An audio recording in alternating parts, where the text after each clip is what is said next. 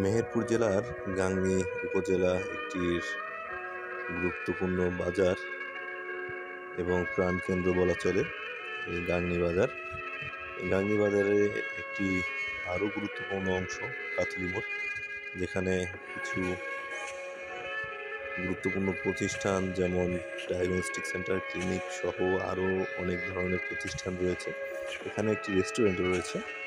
আর সবথেকে গুরুত্বপূর্ণ যেটা হলো সেটা হলো যে এই কাথুলি মোড়ের সাথেই একটি বড় একটি ফুটবল খেলার মাঠ রয়েছে, যেখানে ছেলেরা বিকালবেলা ফুটবল, ক্রিকেট আরও বিভিন্ন খেলাধুলা করে। এই যে কিছুদিন আগে আমাদের এখানে এই যে নতুন সড়ক হওয়ার কারণে দেখতে পাচ্ছেন চারপাশে কোনো গাছই নেই। এতে জনগণের অনেক ভোগান্তি হচ্ছে।